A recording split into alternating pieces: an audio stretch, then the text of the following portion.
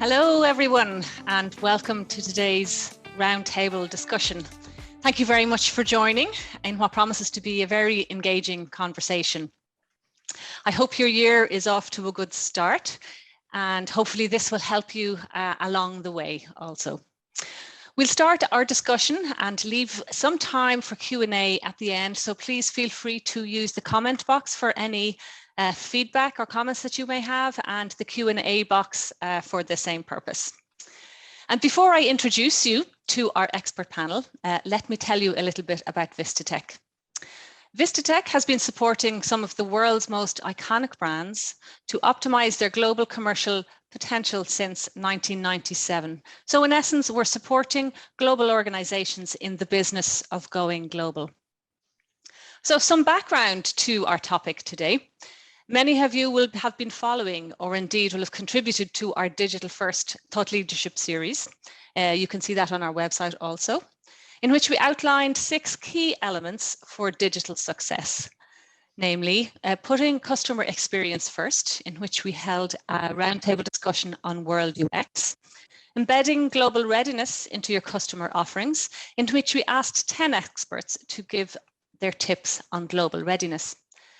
Reviewing and reframing global content, ensuring it is multilingual and published through multiple channels, in which we had a Vistatalks podcast with Andreas Pam, who is the ex-head of digital channels at Sony Mobile and is now at Proton Mail. And then we had 2 ebook series, one on refreshing and creating new business processes that support digital transformation, and including self-help features. And that brings us to our topic today, which of course is proving the success of a digital strategy or identifying the gaps with data analytics. And this leads me to introduce our wonderful panel, a diverse mix of disciplines, industry vertical focus, nationalities, and of course, perspectives. First up, we have Louise O'Connor. Louise is the founding partner of Beta Digital, a no-fluff strategic business advisors specializing in digital strategy and business transformation for growth. In addition, Louise is the co-founder of Ireland Together, a not-for-profit business community of 1,500 business owners and SMEs supporting each other to collectively succeed through the power of collaboration. And she's also a mentor and advisor for Enterprise Ireland, which is the Irish State Economic Development Agency focused on helping Irish-owned companies sell abroad. And then we have Bruno Herrmann, who many of you may know. Bruno is a globalization strategist and of late has been seen on the watch list of NIMSY's localization influencers. He is widely published and has spoken at several industry events, including our own Pink Global Forum. And he has held various director of localization positions in companies such as Nielsen and IKEA. And Bruno, in addition to our other guests today, are speaking from their own experience and on behalf of themselves, as opposed to the organization in which they work. And finally, we have Astrid Illum. And Astrid is the director and tribe lead of customer engagement in the technology and innovation division at DFDS. DFDS, for those of you that may not know, is a 156-year-old Danish freight logistics and passenger ferry company. So very interesting to get perspectives on digital transformation from Astrid. She will also tell you that in order for knowledge to become insight, it needs to tell a story that people can relate to, whether reporting on web engagement, funnels, or ad campaigns. She provides the knowledge that matters to the target audience in a way that speaks to them. So that is our wonderful panel here today. What I'd like to do now is to hand it over to the panel and maybe ask them a couple of questions, starting with your experience really in the last 18 months with digital transformation, or indeed the move to digital. Maybe we'll start with Louise, get some of your perspectives. Thanks, Aoife. Great to be here today. I think over the last 18 months, it's been a question of survival. So I've worked across multiple industries from education, finance, startups, SMEs, multinationals, e-commerce, retail. It's a lot of people had a strategy in place or were building out a strategy to change for the future, but didn't actually get around to doing it or implementing. And the handbooks were thrown into the bin very, very quickly when we suddenly went into lockdown. And that turns across even from forms of working, hybrid, anything, everyone suddenly went remote. So it's been a case of survival, but it's what I've also seen is that it's not going back. Retail will open again, shops will open again, but it's there was a time for the first year, I think it was more like a stopgap. Let's do something, let's survive. And now they're realizing that there actually needs to be a whole change.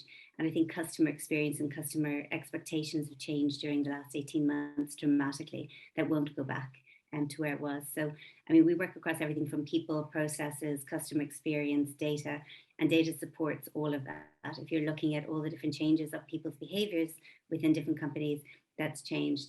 I think one of the biggest challenges I've seen is the skills knowledge or technical knowledge.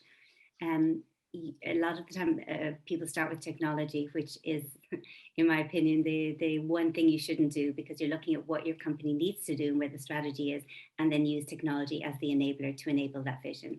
But it's starting with that vision, the goals, and what are the metrics that you're looking to achieve? What are you trying to do as a business? And how do you think about it differently in an all digital world? So they would be the kind of the things that I've seen happening across different industries. It's the same as that survival mode. Even startups who've been digital native have suddenly needed to change their entire business model and their audiences, how they're going to connect with them. It's become a lot noisier than it used to be. Everyone is suddenly online. If you use social media before to drive your business, you have to have that brand and that message that's going to stand out from the crowd. So how are you going to go about that? So I think people are now realizing that bigger strategy. I think there's still a gap within the skills.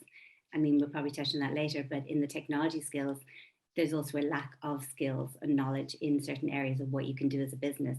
But even with some of the basic things like automation, companies are still struggling, and they're looking at their longer term strategies now of how they're going to do business for the long term, as opposed to just sort of surviving through COVID.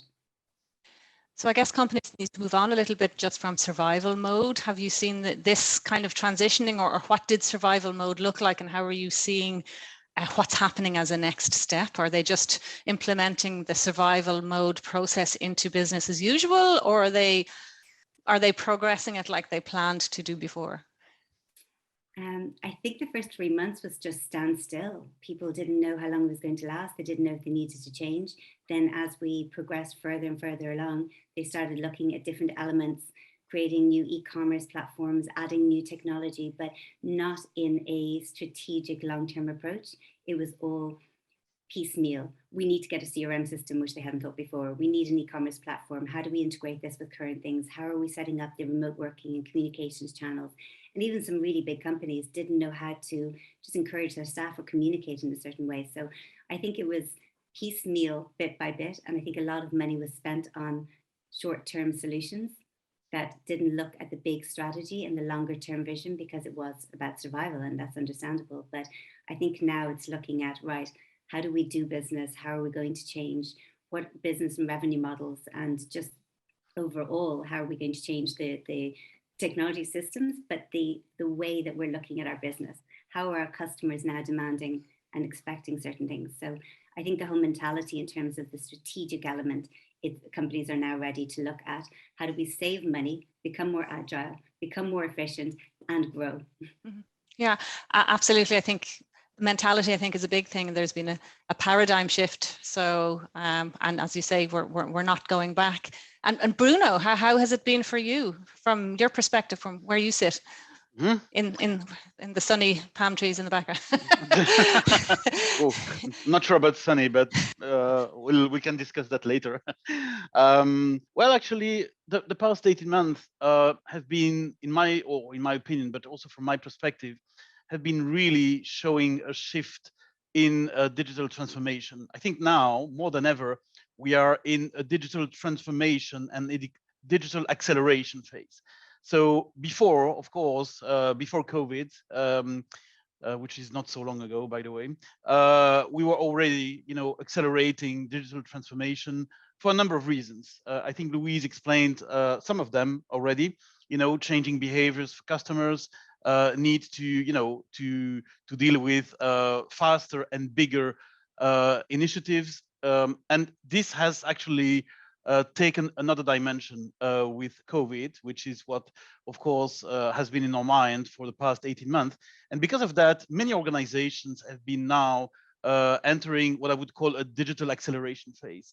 Certainly from a content operations perspective, which is my sort of vertical, if I can call it like that, because obviously in content management, in content delivery, so whether it's a website, an e-commerce platform, an application, everything has to be faster and bigger than ever before.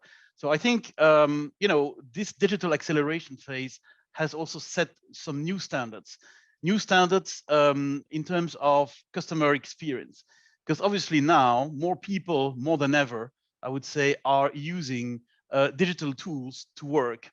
I think that for most of us on this panel and also in the audience, our keyboard and our screen have become our best friends over the past 18 months because we had to work remotely, or we had to sometimes work more intensively with tools like, as I said before, platforms, portals, or applications. And I think that these new standards are very important to incorporate in a digital acceleration phase, because obviously this faster change of behavior has been quite obvious in the life of people. So now life is digital, work is digital, and I would say digital is 24 hours a day. For some people before, I would say 18 months ago, there was still phases of digital, non-digital, but I think this acceleration has been a great opportunity for many organizations to accelerate first, obviously, but also to be closer to their customers. And I'm talking here about not just global or globalizing organizations, but even startups. We've seen some examples of startups really growing faster, probably faster than they would have done before 18 months ago. And last but not least, I would say that from an organizational perspective, and also from an operational perspective, this acceleration, this digital acceleration phase, has seen has highlighted the importance of considering digital acceleration as a business strategy, as part of a business strategy. And that means, of course, most of the time, bridging silos. I don't say breaking silos, but bridging silos, because of course, strategy comes from the top, but it's very important that this strategy is also covering all parts of the organization, including operations, but also including other departments due to this digital acceleration. So these are a few points that I would share regarding the past 18 months. Yeah, the speed at which to transform seems to be very key here, from what I'm hearing from you, and the breaking down the silos as well. Wow, if you've achieved, if this last 18 months has done nothing else but break down silos, I mean, at least that's something positive to have come out of it. You had mentioned there's some startups that they have been very successful in a much faster timeline than may otherwise have happened. Do you have an example of where the types of startups you're thinking of there? I've seen some startups in the financial industry most of the time. Yes, startups like Moniz and a few other ones. And the financial sector is very interesting because in the past it was considered as fairly conservative and not very digital minded, if you know what I mean, at least in some countries. Probably not in some Asian countries or in the US, but in other parts of the world, the financial industry was probably for a number of reasons, good reasons, a bit more conservative. And actually some digital startups have really shaken the foundation, if I can use that expression, to really impose a new pace. And again, it's about speed. And I just mentioned Moniz, but there are a number of also in the e-insurance or the insurance tech sector, which is part of the financial industry. I've seen some sometimes very local startups in Sweden or in my country, in Belgium, growing very, very quickly, just because they were catching the train of digital acceleration. So they saw the opportunity of not just being part of a transformation initiative, but to be part of a real acceleration for their business and also for their customers. So that's my sort of my example of perspective. Yep. Yeah, absolutely. Thank you. Astrid, over to you. Yes, thank you for the segue. I would say that just like Louise and Bruno mentions, the digital standard is becoming much more primary. And speaking from an industry that is, as you mentioned, 156 years old or even older, but our company, I would also say that we are facing a scenario in which many different companies exist in the same space, where there's some very a fast pace of change and digital rules to play by, and also then processes out of cadence. So old industries that are catching up to some parts of these, but then at the same time, for instance, having a really ambitious cloud strategy. So there's a lot of asynchronicity in this area where you might be really advanced in some places and then really behind in others. But to add also to what was mentioned, I think that one of the effects of the digital standard becoming primary, and when I say that, I mean that we started out with the physical stores and then the digital came as the next thing, and now it's kind of become more the way we think about it, the ideal of what a purchase is. It has some implications for our IT landscape also, and that's of course a little bit the perspective I'm bringing here, where when we create services, they were originally or often thought of as a surplus to a physical process. And I think that's changing, that the physical and the digital are melting together, and you can't have one without the other. And you need to stop thinking about the digital as something coming after a physical thing. It's its own thing, and it needs to be interconnected within your own landscape. I think you gave the example of when we spoke before, you gave the example of a flower shop. Yes, finding the flower shop where you're located, or and if you meet up with a dead end and there's nothing there when you turn up after you Google, then somebody has lost out and you will choose another shop, right? But one key point here is also, I think, that life has become digital. What that really means is that we expect convenience in the digital space. 10 years ago, we didn't expect it. We knew that, all the absurd, you've seen all the sketches of somebody interfacing with a book where they act like it's an iPad and vice versa. The absurdity of online purchasing, which still is quite ubiquitous. Now we've gotten a taste of what convenience online really looks like. And I think that now that it's there, will spread, sorry to use the pun of the disease, but it will spread and it will become a necessity, like table stakes. Yeah. And that's going to be a hard bar for some companies to meet.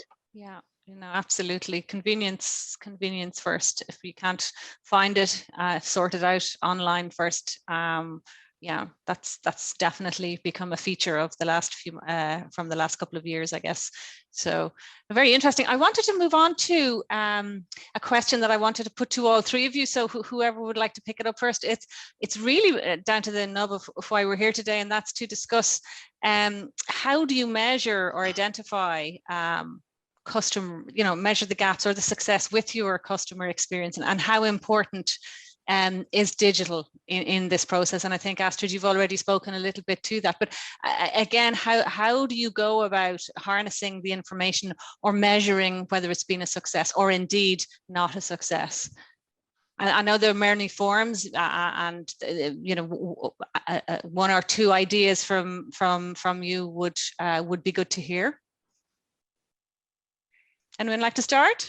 I'll go first. I think the most important thing is to map your business goals to what you're looking to achieve. I think a lot of people start with certain areas, and Bruno touched on this in terms of silos, different areas of the business wanting to do certain things, but not looking at the overall. And it comes back to that leadership and the silo departments. And this has to be aligned. Like if you're looking across the business, Astrid and Bruno both mentioned it, this is the digital and offline and online are merging. And if you don't have a plan of how to measure that, which is your business goal. Where do you want to be in the next 3 years? Is it to save money? Is it to increase revenue? Is it to expand internationally, both local and global? What is your business goal? And then map that backwards to the different areas of your business. Look at who's using your platform, who are your customers? Are they engaging? What is the traffic rates, the engagement rates, the usage rates? Getting feedback from all of that across every part of the business. The supply chain, how quickly can you turn it around? I think one of the main things that Astrid and Bruno also mentioned is that customer experience. It's not just the speed of technology change, it's the speed that we expect ourselves. Like when you go on and you take off your CEO hat and you want to book an event, you want to book, even coming here today, you expect a reminder, you expect it to be instant, you expect to get something back. When you're booking or trying to send anything abroad, you want it there yesterday, not today, or not even tomorrow. So it's the expectations that's speeding up that companies really need to get ahead of. And I think that's where that challenge of kind of just surviving to try and meet the customer expectations has changed totally. So I think from measurement, it's every part of the business. It's from the people you hire through to the engagement you get across platforms, technology, marketing, operations, everything. I just wanted to add to that one key ingredient for measuring success is also to decide what you're going to measure.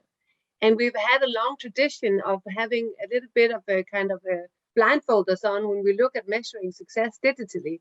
We've just looked at the digital part of it and not necessarily the whole chain. And that's one of the things that I think will have to change in order for us to kind of measure. Now that those two things become closer together, it's becoming apparent that we are not always measuring our time, the time we spend. We're not always measuring the cost to serve. We're not always measuring the physical processes that are going on. And one key element that I think is a driver there, beyond what we faced in terms of COVID-19, is the agenda, for instance, of sustainability. I think that sustainability and the requirement of being able to showcase how your products fit with that agenda and how you as a company are a relevant partner for collaborating, but also a supplier and whatever else you might supply, that you're relevant. That depends on your ability to demonstrate how a product, a process, all the things you have on your table are sustainable. So I think that agenda in itself is driving the need to measure all the parts of our business and not view them in silos, or just think about, for instance, acquisition marketing as something you can measure the success of, but rather the whole life cycle. Yeah, I was, and I fully agree with what Astrid said. I was going to share 2 points about that, and the first one is exactly in line with what Astrid mentioned. I think, to measure success, well, there is a challenge that seems to be quite easy, but it's not, which is to define and manage success, because you cannot measure what you cannot manage, and you cannot measure what you cannot define. So I think that this becomes even more important, because obviously there is not just one experience. Customer experience success or customer success depends on the product, depends on the market, depends on the type of audience. So there are quite a number of customer experiences that should be measured to know if they are successful or not. So that's probably the first point I just wanted to mention. Really have definitions, relevant definitions of what success is and how it can be managed and how it should be managed. The second point is that, and this is probably the second point is probably more for the people in the audience who are on the marketing or in operations in general. One advice that I often give to other people is to, first of all, if they define what customer success is, they should look at the customer journey, and then they should make sure that the customer journey is in full synchronization with the content supply chain or the product supply chain, because that's very convenient in my experience. It's a very convenient way to detect and close gaps. So for instance, if in the content or the product supply chain, there is at some point in time, something that is missing, like for instance, a test or a user acceptance, phase, you are going to skip that and probably in the customer journey, there will be something missing as well. So I think that the synchronizing the supply chains for content and products with the customer journey, which personally I call the customer value chain, I think it's very important to detect gaps, but also to eventually be able to measure success as well. So. Yep. And are you seeing that happening, Bruno, or is that a nice to have, or is that the kind of the ideal situation? I would say it's a must-have from my perspective. It's even more important when the challenge is multinational, multilingual, multicultural, and I think that probably many people today in the audience are in organizations doing international business, and I think that's where, of course, the challenge is multiplied by the number of products or the number of markets that have to be addressed. And I think that from that perspective, I would consider that in a globalization area like we are in now, I would consider that as a must-have and not just as a nice-to-have. Yeah, absolutely. And absolutely, and back to Astrid, something that you said about sustainability is the biggest pusher of making sure that you measure at every step along the way. Where are you finding or in your experience, where are the biggest challenges? As you say, we do a great job from a digital marketing perspective in capturing data, but we do less of a good job when it comes to measuring people's time.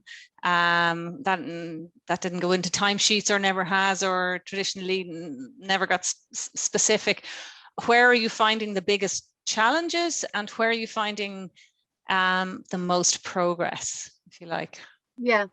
So the places that are finding the most progress in our area is the ones that are kind of mostly visible, and that's our ambition around the CO2 emissions, because that's a technical endeavor. It can be pursued in isolation, and then it can be merged into partnerships and collaborations, and there's such a huge impact of it. So I think that's one key element where we are progressing well. That's also a place where it's possible for a CEO to decide that this is important and act, make a choice. Whereas where we are having a little bit more difficulty or struggling is making sure that processes are standardized across all our areas where it's worth it, right? Because that's the difficult choice. You can try to standardize everything to make sure that you know what's happening in every process, but that might, you risk strangling the baby, right, and killing off the local initiative and success. So I think that's the difficulty, particularly also in an old business when it comes to our B2B part, right, where the driving around the neighborhood and seeing if there's new businesses that might have a shipping need is still a relevant method. In that context, finding the right ways to convince local salespeople, local account managers, and so on, that this one thing will move us this much forward to understand our success, to find ways of scaling up what's really successful in this area and move it over here. That's the challenge. And I think it's very much a challenge that rests on the shoulders of us kind of in the central departments to prove this. Mm-hmm, mm-hmm.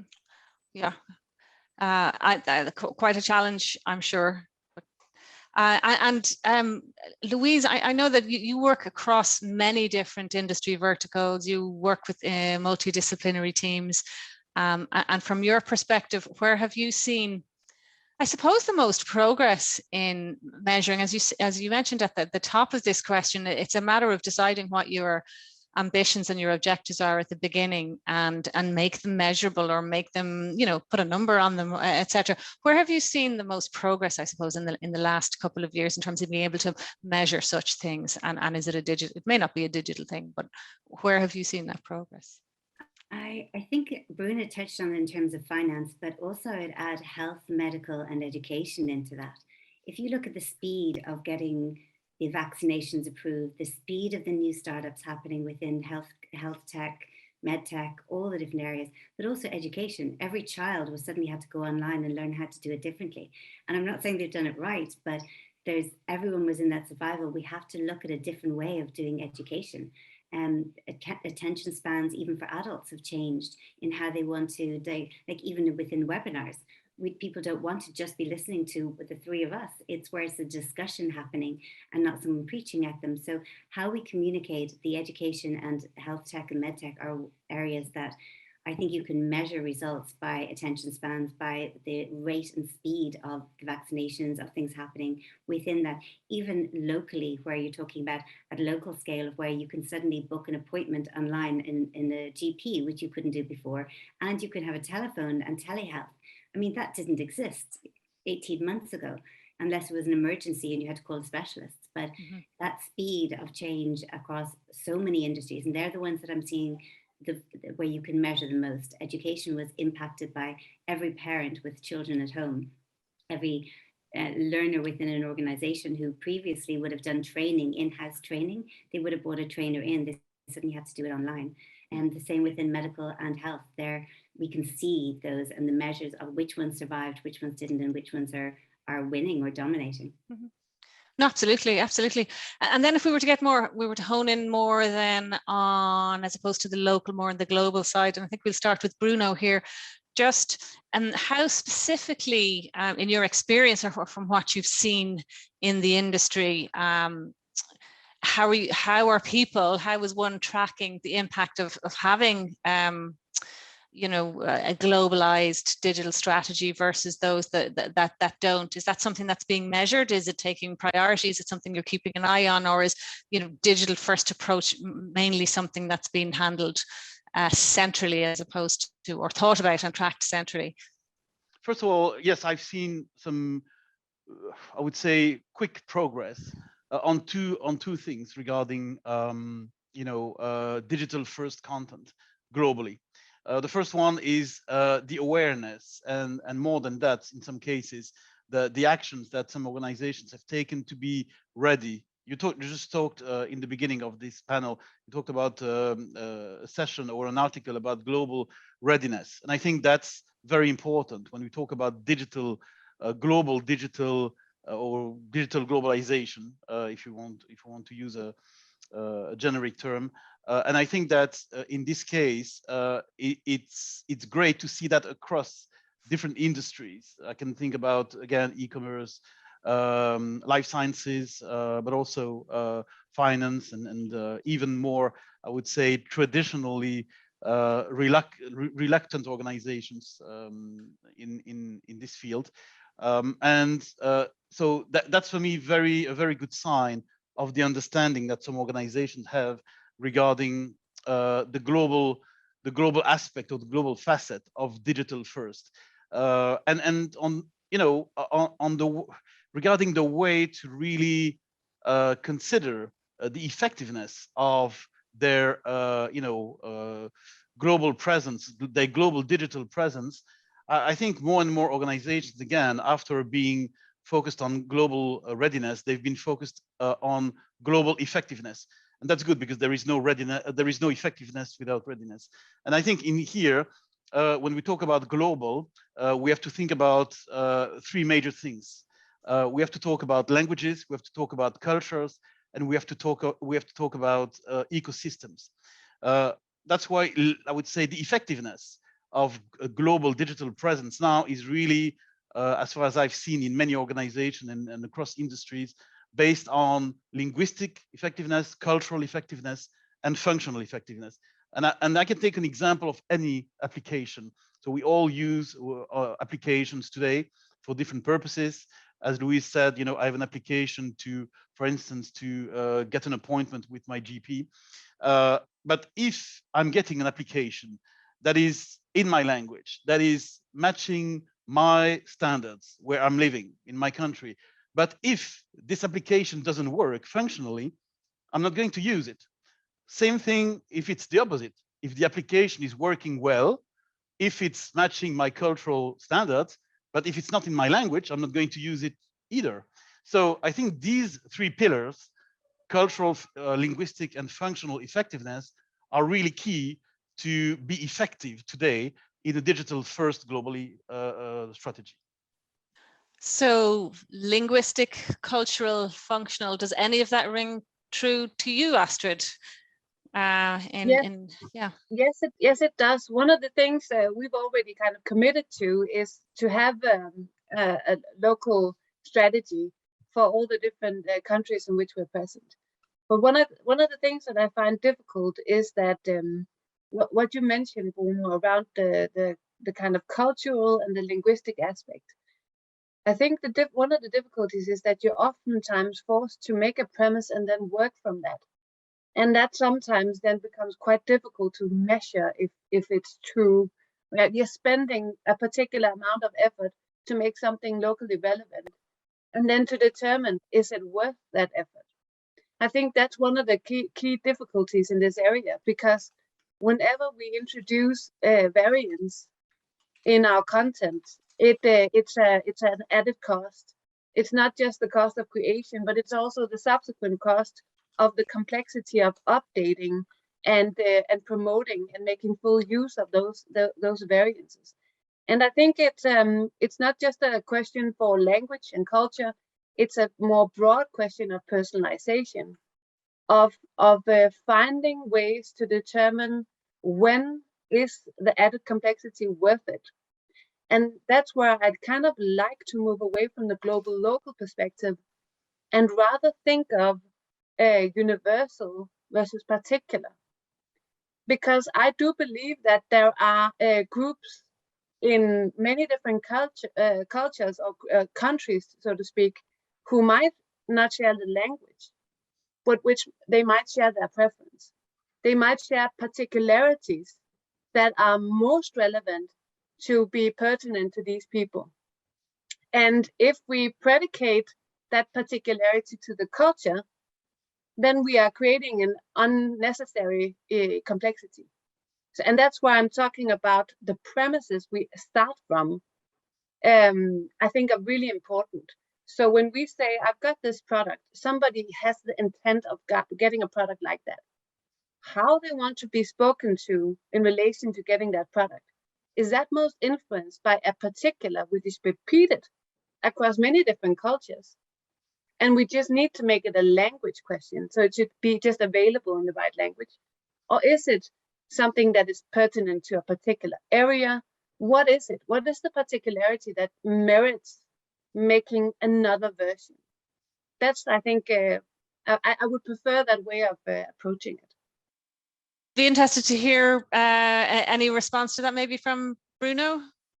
Well, yes, I've heard this approach in some organizations. Indeed, I think it's also, well, what I would say is that it certainly should make sense for some audiences. I would be cautious based on my experience, and again, my experience is just my experience, but I would cautiously choose for this approach, or the approach that Astrid just explained, in the B2C area, because consumer and customers are quite sensitive to having these products or having content really matching their language, culture, and ecosystem. And most of all, if there is a lot of competition. In one of my previous lives, in one of the previous companies I was working for, actually the question to measure effectiveness of local content or local products was also regarding competition, because if we didn't do some things, or if we didn't want to go to too much complexity, maybe one or multiple competitors were ready to do it, and we would have been considered as lagging behind, and that was additional pressure. And that's why I mean, as far as I'm concerned, I always measured the opportunities of global effectiveness based on language, culture, and ecosystem, based on the cost of doing the right thing, the cost of doing nothing, and the cost of doing something wrong. And I think that that's probably, I'm a very cautious person, but I really prefer to really say that sometimes, yes, it makes my sense. Sometimes I would personally be cautious, because people are quite sensitive, and they have a choice today. They have a choice of products, they have a choice of content, So it's a bit like, I would say, if Netflix was dubbing, was just subtitling movies, and if a competitor was dubbing a movie in France, for instance, most people would go to the competitor because dubbing is the standard in France, and subtitling is not the standard in France. So that's my sort of perspective. I just want to say to that I think that Netflix is a really good example, because Netflix is in a very, very unique position. What you're referencing about the subtitling is particularly one where you can predicate a preference across a big market. I agree. But beyond that, Netflix is in particular a place where atomic characteristics of individual behavior and the content, has the full range to play. For them, it is their biggest choice, I'm guessing, is how much forgetfulness should they put into their machine learning. So how much should they pigeonhole somebody according to the behavioral signals that they, harness and then use to give you recommendations, and how much should they let it be more open? I know for my own part, I've got a particular Netflix account that I'm calling blah blah, and I never look at anything there because I want the vanilla as well as what's particularly tailored to me. And that's why customer experience has, I agree with you when you say that personalization is key, because obviously, specifically if we talk about a media company like Netflix or Disney Plus, they have a total audience per country, total audience in France, in Germany, etc. But within the total audience, they have a number of segments based on age, based on location. And of course, they have to personalize as much as possible. But of course, it depends also on the size of the business, because of course, they are not going to personalize content for, I would say, a small city in the center of Germany. But they may personalize some content, for instance, for southern Germany, which is from business perspective, which is a very important area. So personalization, I think, is part of the picture, and I would not disagree with the fact that personalization should be considered. Well, I think personalization is really important, but I would actually say that it also depends on the demand, guys. Like if you're talking about product or you're talking about service and what, so even before discussions, there are some things that if you want it, you want to be able to buy it. But even within Netflix, there is customization based on culture, even based on your own personalization, what you've watched. You're actually also, I was in Dubai watching Netflix. It was a totally different option of different, what I could see, from locally, and also from what I would have here. So they do actually personalize based on culture and based on the country that you're in. But I think there are some things like actual products that if you want something and you hear about it, you're going to buy it, even if it isn't a great experience. I think we said that before, even Astrid, we said on that piece. But I do think that the localization is really, really important. And there's some areas that you can't afford not to. Like really customized. Like I've worked in companies where I was working on 32 different countries, 17 different languages. And in one space, I missed one letter cost me 10,000 in a week. And literally because I had duplicated what was happening in one country and I'd left out a letter that they use. So for example, event management is singular in Ireland, but events management is plural in the UK. But it cost me a whole campaign, and this is 15 years ago, of just because I missed a letter within a piece. So it's knowing that. So when I was running the different countries, the campaigns within and we were targeting both B2C and B2B. It was looking specifically at, I needed somebody on the ground, and we set up virtual offices. It didn't work to an extent until we had somebody with local knowledge on the ground who could then guide us. And we use that across the whole business model. So I think there are some things which you can do a general approach, and you can try it across different countries. But I would agree with Bruno, like both of you, in terms of the culture, language, as being so important, understanding behavior. But the other one I'd add in is channels.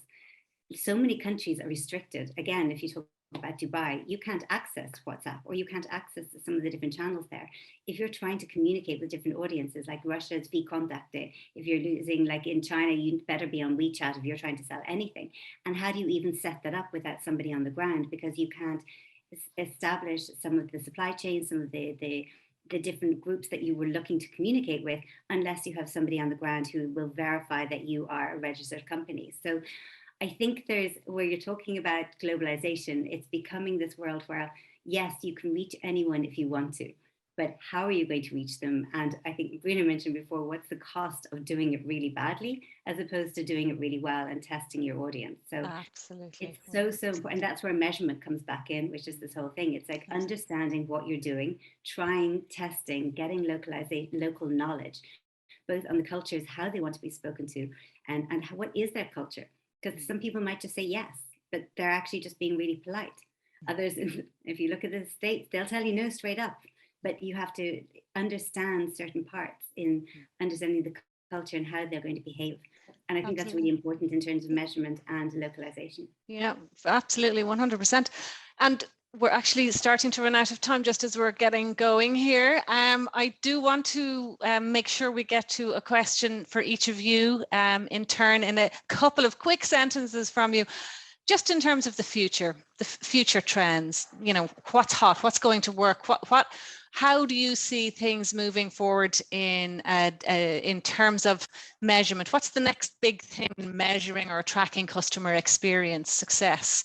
Or where would you like to see more progress? Or indeed, what are your recommendations? So the future, what is going to be big, whether you like it or not, I guess, in terms of measuring, and what would your recommendations be? If you were to give a final word before we jump onto a few quick questions. We'll start with Astrid. All right. Well, I'll try to make it quick.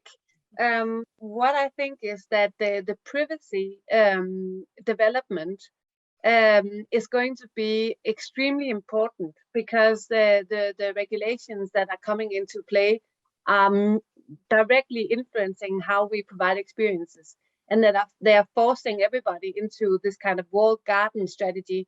So trying to tie, you know, a potential customer towards you much closer, much quicker, to get them to create a login, to get them to give data to you so that you can actually provide a more relevant experience.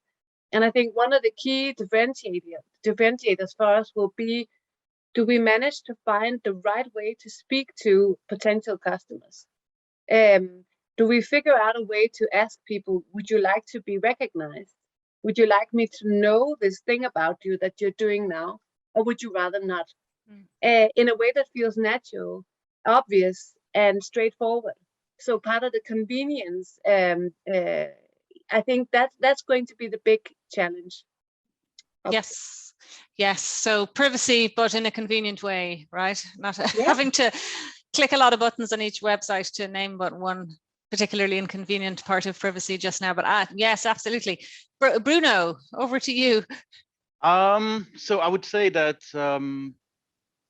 well, it's not a new trend, but I see it. I mean, I think it's here to stay anyway, which is to really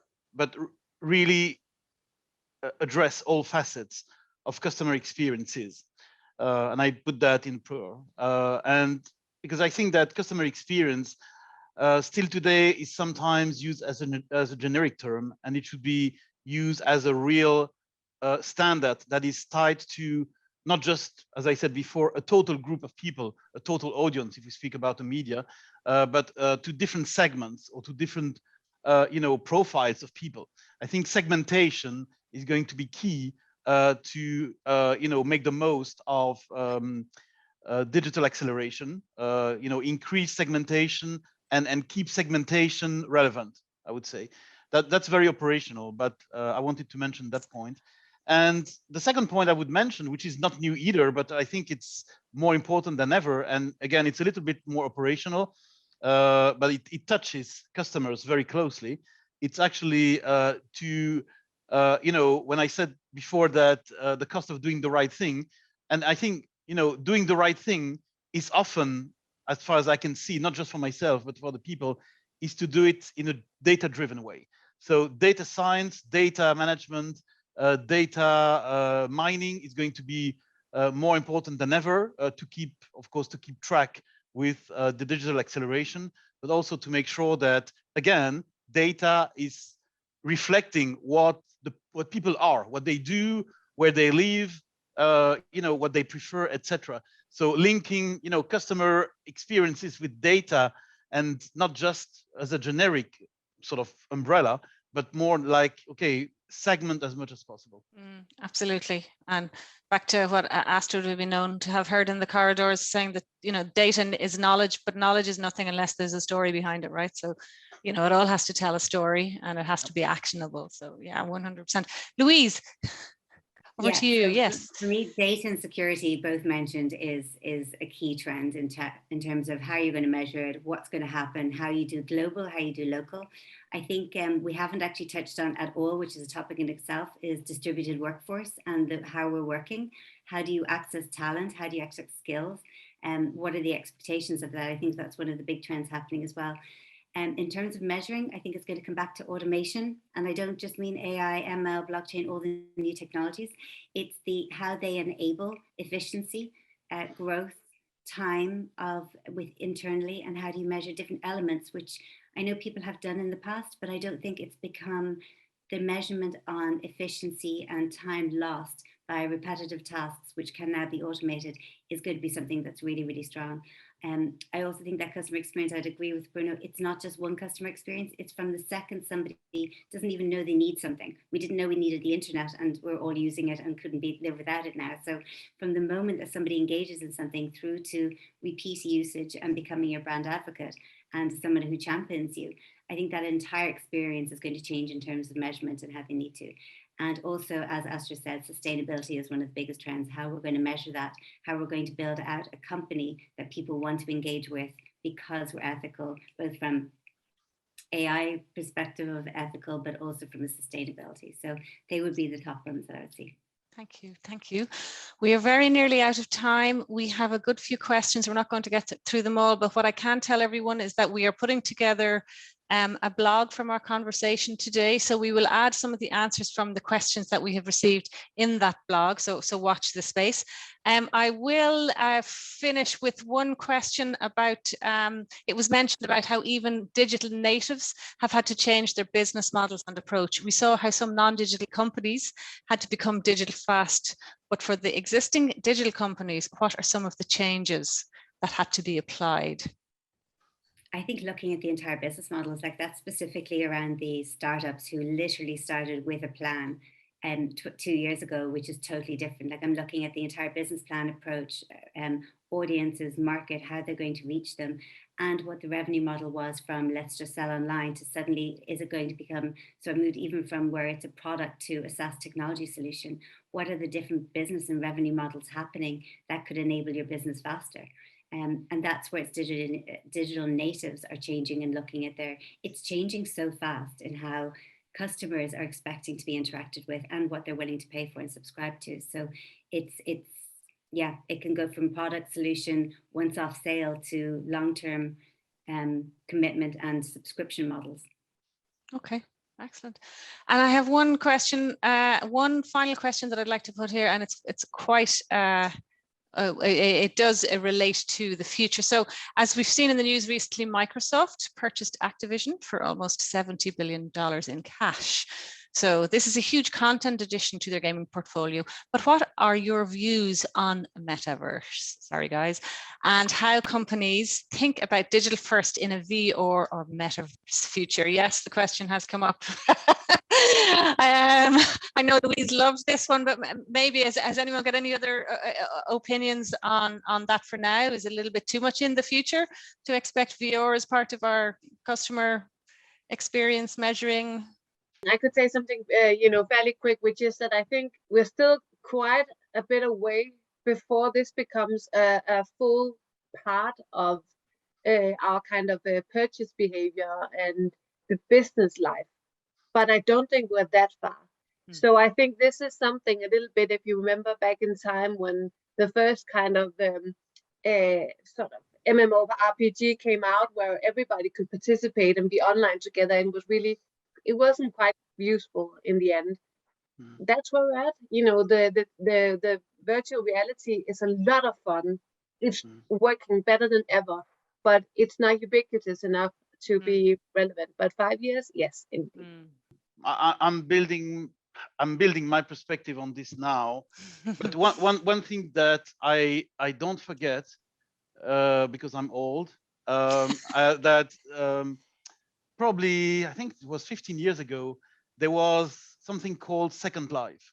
And Second Life was one of the first attempts to create a virtual world with virtual reality, and where you could have your virtual clone in a virtual environment. And Second Life failed. It failed for a number of reasons, but it failed also because at the end of the day, people using Second Life didn't find any value in Second Life. They said that, okay, it's great to have some sort of, digital or virtual clone in a totally virtual environment, but it's like a game, of course. But what is the value for me versus my existing environment? And I think that, okay, metaverse doesn't have to end up in the same way, of course, but this experience, this first big experience with VR from a customer perspective, Second Life is a good example of what not to do. And I think I would build my perspective on what metaverse is going to offer, but also based on what shouldn't be done based on the Second Life experience. Interesting, Bruno. And lastly, Louise, we're at the top of the hour. I know this is your favorite hot topic, so if you want to close off the question. Definitely not, but I do think that it's closer than we think it is. If you look at from the retail industry, if you're looking at what people are actually doing, I think it's down to country, it's down to location. Some are faster than others at adopting. I know in general, Ireland is a little bit slower in terms of taking on new technologies and bringing it into retail, especially when we're still in survival mode. But I think it's closer than we anticipate. Okay, so maybe less than the 5 years that Astrid would have it. So I suppose it depends on the industry vertical as well. Maybe not for shipping yet, but maybe for retail, yeah, right. Great. Well, listen, we're at the top of the hour. I could sit here for another hour, but we're going to bring our roundtable discussion to a close. It has been my absolute pleasure to host this discussion. Many thanks to our panelists, Astrid Illum, Louise O'Connor, Bruno Herrmann. You can contact them on LinkedIn if you would like to keep going with the conversation. We will be sending out the recording, and as I mentioned, we will be having a blog also. And again, many thanks to Maria, Roa, and the rest of the people on our marketing team for putting this all together. So for now, very much thank you to our panelists. Thank you to all for attending, and we'll bid you farewell for now. Thank you very much. Thank you. Thank you. Thank you.